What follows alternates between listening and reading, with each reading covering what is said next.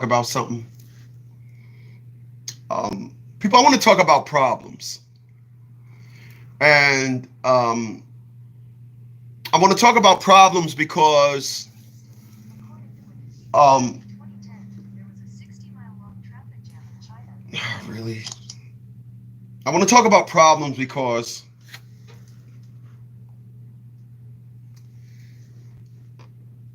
people act like um, I want to talk about problems because um, I can't get unplugged to get on here. All right, I want to talk about problems because people act as if though a problem can be solved or they don't want to understand tiers of problem. People, one of the biggest problems in solving problems is acknowledgement of the problem. All right, we got to acknowledge that the problem exists. All right, that's what we have to do. We have to acknowledge, right?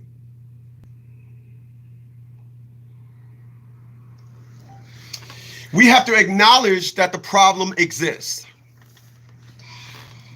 Now, I'm going to give y'all a scenario. All right? I'm going to give y'all a scenario. Let's just say a person, a man, has a sex addiction. I don't know how you have a sex addiction. But let's just say there's a man that has a sex addiction. But on top of his sex addiction, he's now strung out on drugs. We got a cocktail of problems that is going to create bigger problems. It's kind of like they saying, don't use drugs in a cocktail because if you use drugs with alcohol and et cetera, people,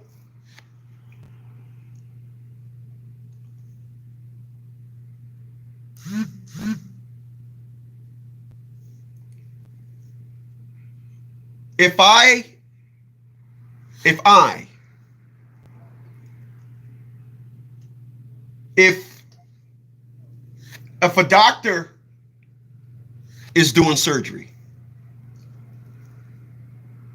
and he says scaffold and the person next to him isn't listening, do you think they'll have a successful operation? Do you think that that person that he's talking to will be standing next to him in his next operation? People, I am amazed at how people don't understand the magnitude of the problem depending on the difference in who they're having a problem with. A woman not listening is okay when she's walking down the street and she got a big ass and motherfuckers is giving her shout outs. Not listening is real good. But when you're in a relationship, not listening, catastrophic. I am amazed at how people find new ways to not acknowledge or just won't accept they were wrong. I'm amazed. And that makes it even better to study the ship in which I'm on. People, I'm going to tell you something about me. If somebody hold the door open for me, I'd be like, hey, man, I appreciate that. They'd be like, oh, yeah, man, no problem. They don't say no problem. They'd be like, hey, man, no problem. Because they say it like it was nothing. People, I'm appreciative of all that is done to me. And I appreciate all that is done to me because I know the arena in which appreciation comes from. I am amazed when individuals don't acknowledge the level of damage that they've done. I'm amazed. I'm amazed. And then they respond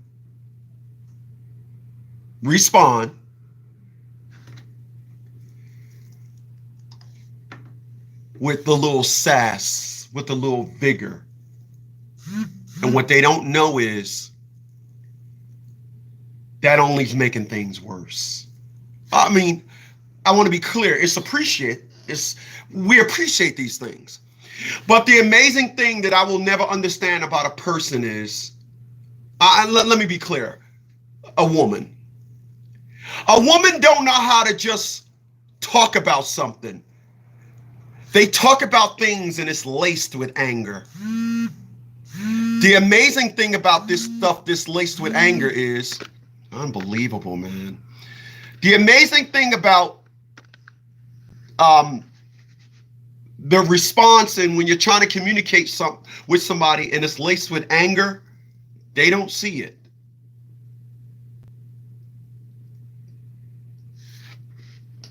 People, I was in court, and I used to ask questions that the judge couldn't answer.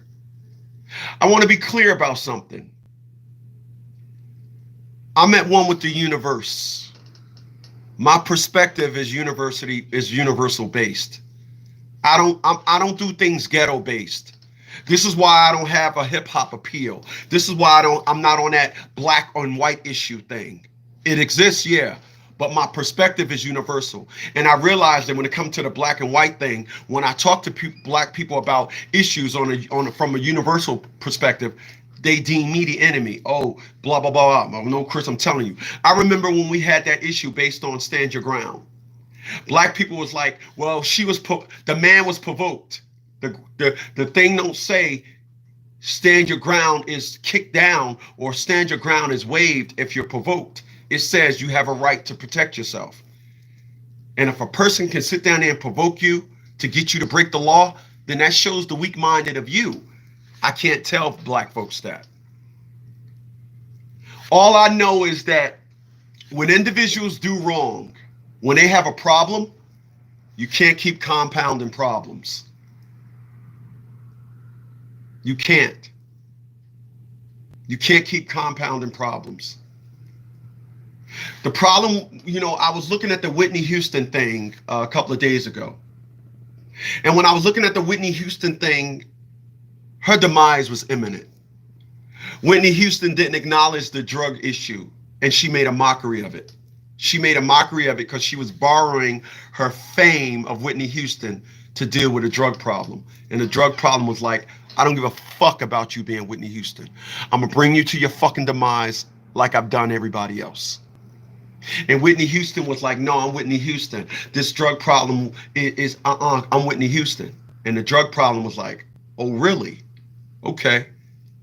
And so it was. What's the problem and how people handle problems, unfortunately, is based on popularity. I'm not popular. So I deal with and face my problems head on. I don't care because Crystal Holman said, I'm going to chase you all the way down to Virginia because you sling dick good.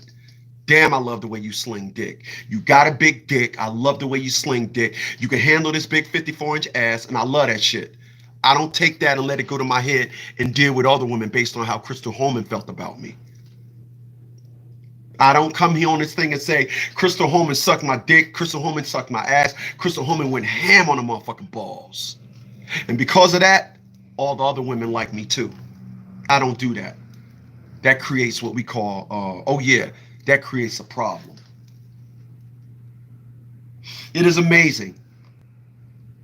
But I do thank individuals for constantly saying things only to expose that I did the right thing, because they got problems understanding this. It wasn't, I was told this is how we do things here. This is how you and everybody else. I thought I was coming here for you. But you can't tell an individual that. And when you try to tell them that, they deem you the problem. They even told me, hey, I want this thing back because of my family. Wow. Still throwing that family thing when we had nothing established for us yet first. But then want to send me emails and want to talk about how I'm taking stabs. People, let me tell you something. I'm going to tell y'all something today. I'm going to tell y'all something how it is with your boy. Ain't no woman going to be in a relationship with me based on me. They're going to be in a relationship with me based on my videos. And when you be in a relationship based on my videos instead of being in a relationship with me, that's going to create, what's that called? Oh, yeah. We're going to call that a problem. Because I'm not talking about you in my videos. People, let me tell y'all something else about your boy. My love, second to none. I do things from the perspective of making sure when people see how I roll, animosity and jealousy will pursue. I make sure of that.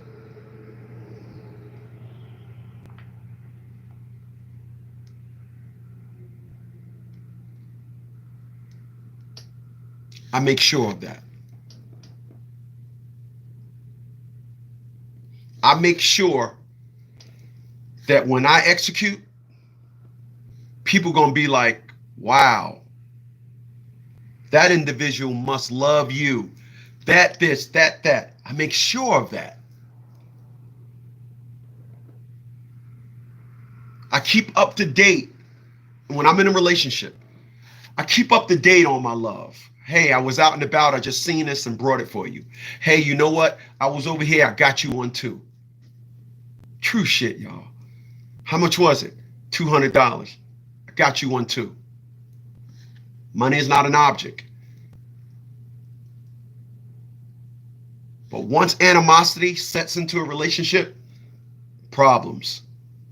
And once an individual have animosity towards you, everything that they think about you from that point on going to be based on feeding animosity.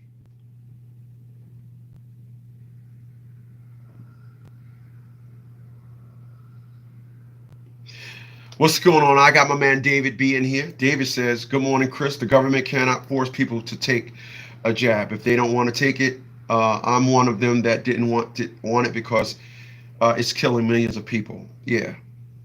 Shit. My man, appreciate you for being here, brother.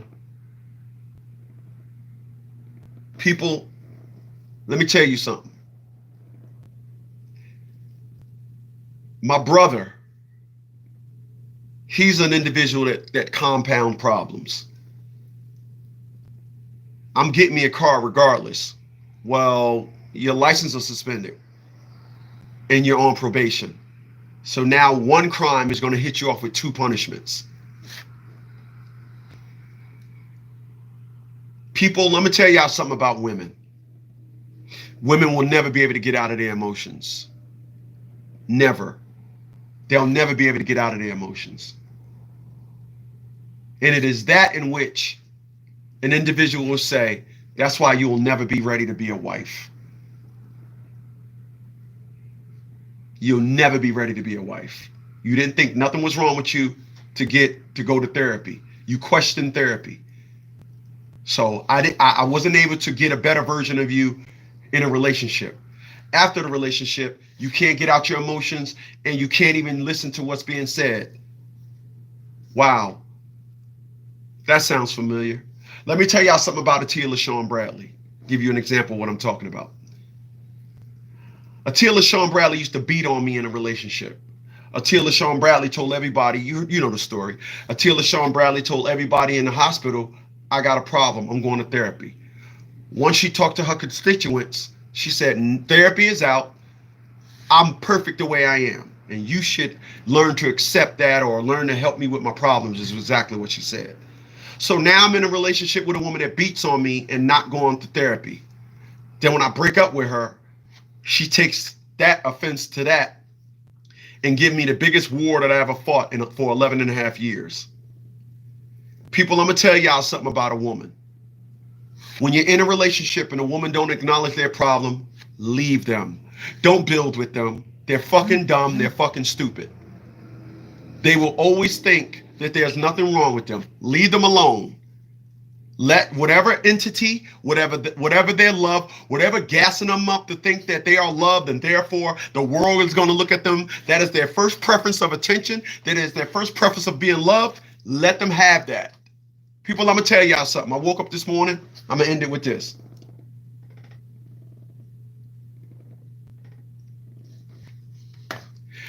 I woke up this morning. I had a $40 Lyft ride. I woke up this morning, and for the first time when I made my oatmeal, I made it in a big bowl. Something said, in order to get this to absorb the water quicker, I made it in a big bowl, and because I did it in the big bowl, it spread it out, and it absorbed the water in like 45 seconds. Normally, when you put it into the cup and you pour it into the cup, the oatmeal is so thick in the water, you're not going to put enough water in there because it's going to raise up to the height of the cup, and it's just not going to mix well. But I did that. I put the cinnamon in it. I use a lot of cinnamon in the morning to give me my metabolism to help with that. I put the oatmeal in the bowl. Then I put the water in the cup. Made me some lemon. Made me some peppermint and some green tea. Put that in the cup. Put the honey in there. Made me some tea. Put some creatine in there. Some creatine and some amino acids in there. And I left that, and I did that all in about 15 minutes. And I said, man. And I said, that's the reason why individuals are so stagnant in their life, because they don't have a home routine. If all you do is go home and use your bedroom and your bathroom, and that's it, you don't have a routine, you're always going to be stagnant. You're not talking about settling down. You're not talking about building. You definitely ain't doing that. You're talking about doing one thing and then running back and running over here to this and keep trying to do that, this and all that. You ain't talking about settling down and building. And why? You look at individuals. That's why I'm hoping that I came into individuals' life and I gave them a new sense of direction. Because me, I'm settling down. And my home proves that. I'll see y'all tonight at 9. Later, y'all.